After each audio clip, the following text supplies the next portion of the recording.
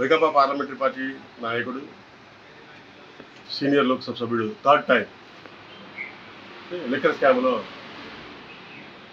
SIT అదుపులో తీసుకుని arrest చేయడాన్ని కాంగ్రెస్ పార్టీ స్వాగతిస్తారు.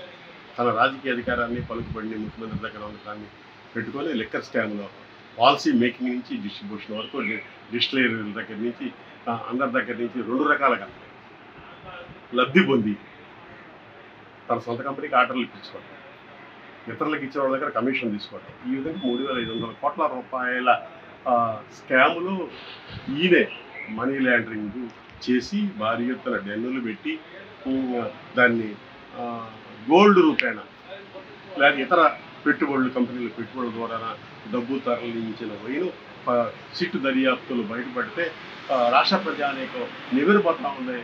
ఇటువంటి పరిస్థితుల్లో నిన్న మొన్న వైకాపా అధ్యక్షుడు జగన్మోహన్ రెడ్డి గారు ప్రెస్ మీట్ పెట్టి ఇది రాజకీయ కక్ష సాధింపే, మేము అధికారంలోకి వచ్చిన తర్వాత ఎవరిని వదలమని చెప్తా ఉన్నాడు. అసలు మీకు మాట్లాడటానికి నోరెట్టా ఉంది? మీకు ప్రాథమిక సాక్ష్యాలు ఉండబట్టే కదా సుప్రీంకోర్టు హైకోర్టు మీకు బెయిల్ ఇవ్వలేదు. అంటే మీరు అధికారాన్ని అడ్డం పెట్టుకొని రాష్ట్రాల్లో ఏ విధంగా దూసుకున్నా కూడా తెలిసిపోతా ఉంది. అయ్యా ఇదే మద్యం కేసులో ఈడీ ఢిల్లీలో కవితని సిసోడియాని కేజ్రీవాల్ అరెస్ట్ చేసింది కదా, ఎందుకని బీజేపీ జగన్మోహన్ రెడ్డి కొమ్ము కడతా ఉంది? ఇక్కడ ఈ సిట్ దగ్గర నుంచి దర్యాప్తు ఈడీ టేక్ ఓవర్ చేయాలి కదా. నిన్న కాక మొన్న సత్యదేవ్ గారు ముఖ్యమంత్రి కొడుకు పుట్టినరోజు అయితే ఈడీ ఆయన అరెస్ట్ చేసి అదుపులోకి తీసుకుంది. జగన్మోహన్ రెడ్డి కేసులు త్వరగా విచారణకు రావు, జగన్మోహన్ రెడ్డి మీద దర్యాప్తు సంఘాలు ఇచ్చేయు, రోజువారీ విచారణలు ఎందుకు జరగవు? ఇవన్నీ కూడా బీజేపీకి వైఎస్ఆర్ పార్టీకి ఉన్న రహస్య అనుబంధం బయటపడతా ఉంది.